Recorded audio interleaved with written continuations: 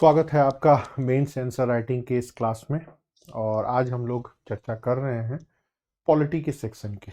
Polity के section की चर्चा इसलिए ज़रूरी है क्योंकि बीपीएससी के लास्ट 20 सालों के पेपर को उठा करके देखें तो उसमें पॉलिटी के सेक्शन में इतने प्रैक्टिकल प्रश्न आते हैं जिसके वजह से बच्चे बहुत परेशान रहते हैं।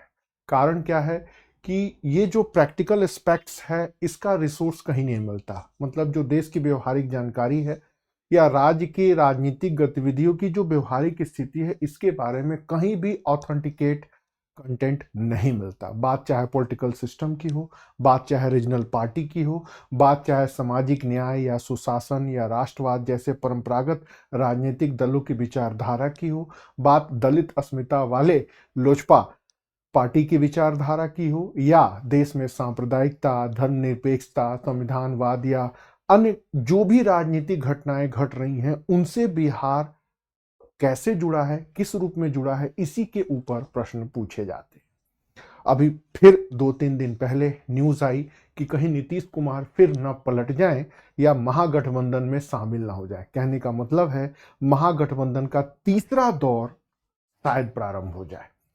तो इस तरह की बातें बहुत सारी होती हैं जो पॉलिटी की ट्रेडिशनल क्वेश्चन है। आईएएस का अप्रोच अलग है, उनसे ज़्यादा प्रश्न पूछे जाते हैं। जैसे बिहार में कभी नहीं पूछा जाएगा निर्वाचन आयोग के कर्तव्य बताइए, कैग के बारे में बताइए, ये वो ऐसा प्रश्न बीपीएससी में कभी नहीं आया।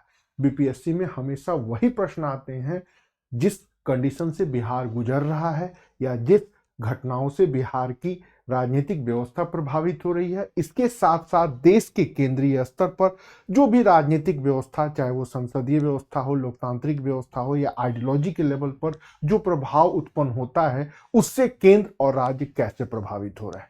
तो पॉलिटी का जो एक पहला प्रैक्टिकल एस्पेक्ट है वो है कोलिब्रेशन गवर्नमेंट, मतलब गठबंधन की राजनीति से बिहार कैसे प्रभावित हुआ या फिर गठबंधन की राजनीति में बिहार की क्या भूमिका है। एक, गठबंधन की राजनीति में दल सरकार मिलाते हैं, विचारधाराओं का समन्वय होता है, लोकतंत्र सहभागी, उसके सकारात्मक नकारात्मक, ये सारे पॉइंट्स आपको नॉर्मल किताबों में मिल जाते हैं या नोट्स में मिल जाते हैं। बट बिहार से रिलेटेड अगर आप इस प्रश्न को डिस्कस करते हैं तो बिहार के राजनीतिक व्यवस्था में कुछ खास पर्टिकुलरी चीज होती है, वो आपको लिखना होता है। फॉर एग्जाम्पल, लालू प्रसाद जी की पार्टी, नीतीश बाबू की पार्टी, लोजपा रामविलास पासवान जी की पार्टी, बीजेपी और कांग्रेस, इनकी विचारधारा क्या है, उनके नाम क्या है, कैसे महागठबंधन देश के अन्य राजनीतिक गठबंधनों से अलग है और महागठबंधन से क्या प्रवृत्ति पनप रही है, उसके लिए पर्टिकुलरली कुछ की वर्ड्स है, कुछ शब्द हैं। अगर उनका उल्लेख आपके उत्तर में नहीं होता है तो आपको नंबर नहीं मिलेंगे। फॉर एग्जाम्पल, जैसे सामाजिक न्याय और सेकुलरिज्म, सामाजिक न्याय और पंथ निरपेक्षता, ये आरजेडी की विचारधारा है। हालांकि इसके पीछे माई वोट बैंक है, मुस्लिम और यादव, ये सब एनसीईआरटी के 11th क्लास में लिखा है। ठीक उसी तरह राष्ट्रवाद, ये बीजेपी की विचारधारा है। बीजेपी कहती है कि देश एक है, देश की संस्कृति ही निर्णायक तत्व है और देश संस्कृति के आधार पर चलेगा। उसके लिए एक शब्द है कॉन्स्टिट्यूशनल स्टेट, नहीं कल्चरल स्टेट। क्या? सांस्कृतिक राष्ट्रवाद। उसी तरह कांग्रेस का कहना है कि देश संविधान से चलेगा। राहुल बाबा संविधान को संसद में लहराते हैं तो उसकी विचारधारा है संविधानवाद। ठीक उसी तरह नीतीश बाबू जो सबसे ज्यादा जोर देते हैं वो है गुड गवर्नेंस पर। उसी तरह लोजपा की जो पहचान है वो है दलित अस्मिता। उसी तरह बीजेपी की पहचान है कल्चरल नेशनलिज्म, सांस्कृतिक राष्ट्रवाद या कल्चरल स्टेट। तो कांग्रेस का पहचान है कॉन्स्टिट्यूशनल स्टेट। ये सारे शब्द शशि थरूर जी अपने एक स्टेटमेंट में प्रयोग कर रहे थे। In this time India is surviving in the critical situation, now Congress always supporting constitutional state but agenda of BJP is cultural state. इसकी व्याख्या उन्होंने की। तो अब ये कीवर्ड्स है, अगर ये चीज आपके आंसर में नहीं आया ना तो आपके आंसर 30 से 40% के नीचे रहेंगे, क्योंकि ये तो सब लोग लिखते हैं। कौन नहीं जानता कि गठबंधन की राजनीति क्या होती है, कौन नहीं जानता कि इसमें क्या होता है, कौन नहीं जानता कि इसके ये प्रभाव और ये नकारात्मक, कौन नहीं जानता कि बिहार में 2 गठबंधनें चल रही हैं। बट केंद्र के स्तर पर क्या है, राज्य के स्तर पर क्या है, जब तक आप कंपैरेटिव स्टडी नहीं करेंगे आपके नंबर नहीं मिलेंगे। ये प्रश्न बेसिकली 8 या 9 नंबर में आएगा। आपकी शब्द सीमा 250 से 300 शब्दों के बीच में होनी चाहिए। कैसे लिखेंगे? तो आपके उत्तर में गठबंधन, महागठबंधन 2.0 और अभी जो फिर नई संभावना बन रही है, हो सकता है न भी बने, एनडीए गठबंधन, यूपीए और इंडिया गठबंधन, इन सब का नाम होना चाहिए। ठीक उसी तरह केंद्र और राज्य की राजनीति के ऊपर क्या प्रभाव पड़ता है, मतलब सेंट्रल स्टेट के पॉलिटिक्स पर क्या प्रभाव पड़ता है, एक्सपर्ट क्या कहते हैं, कंक्लूजन। और इसमें ये आना चाहिए, जैसे कि मैं बार बार कहता हूं कि जो 8 और 9 नंबर के शब्द प्रश्न होते हैं उसमें इंट्रो और कंक्लूजन नहीं लिखा जाता। जगह हो तो लिख दीजिए। अगर यही प्रश्न 36 और 38 नंबर में आए तो इंट्रो और कंक्लूजन लिखना पड़ेगा। मैं आपको बोल के भी सुना सकता हूं, गठबंधन की राजनीति का तात्पर्य होता है कई दलों का एक साथ सरकार बनाना। राष्ट्रीय स्तर पर इसका प्रादुर्भाव इस सन में दिखता है तो बिहार के स्तर पर इस सन से प्रारंभ होता है। इसके कुछ सकारात्मक पॉइंट्स हैं तो कुछ नकारात्मक पॉइंट दिखेगा। ठीक है।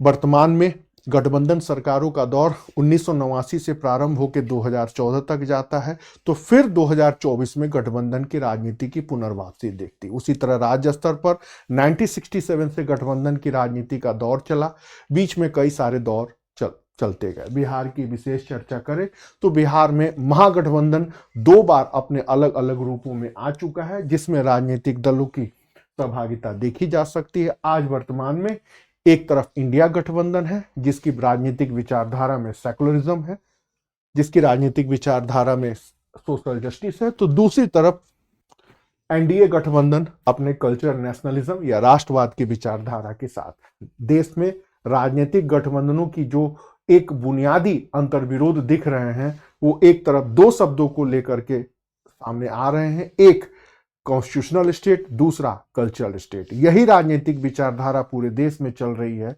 बिहार में भी चल रही है। मैंने आपको बोल के सुना दिया। अब आप खुद सोचिए, जितने सारे मैंने कीवर्ड्स बोले हैं आपके आंसर में आएगा तो एग्जामिनर आपको 70% नंबर देगा ही देगा, और यही हमारी भूमिका है।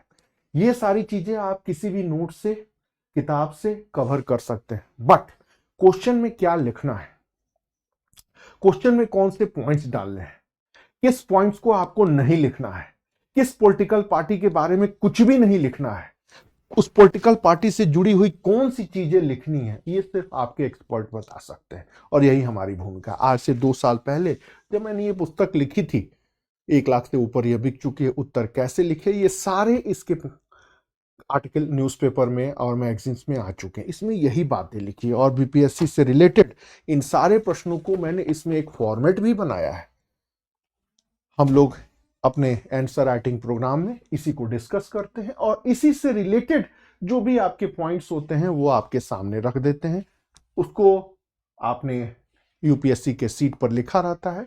जो 8 और 9 नंबर के सवाल हैं उसको 1 पेज में लिखना रहता है, और जो 36 और 38 नंबर के सवाल हैं उसको 4 से 5 पेज में भी आप लिख सकते हैं। तो ये कुछ बातें थी। अब आप खुद सोचिए कि जो आपकी जानकारी है, बेहद कॉमन सा लगने वाला प्रश्न, क्या उसमें आप ये कीवर्ड्स डालने के बारे में कभी आपने सोचा था?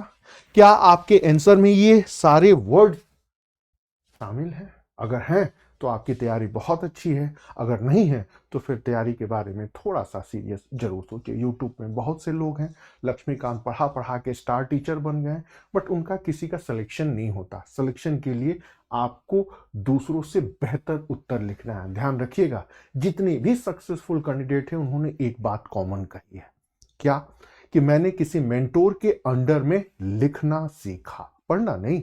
पढ़ तो आप खुद सकते हैं। इनफैक्ट मेरा मानना है कि जो भी बच्चा पीटी निकाल रहा है और जो सेलेक्टेड बच्चा है उसमें कोई विशेष अंतर नहीं है। अंतर सिर्फ इतना है, अंतर है सोच की, समझ की, भाषा के ऊपर पकड़ की, विषय की जानकारी की, और सबसे बड़ी बात उत्तर को कैसे लिखना है।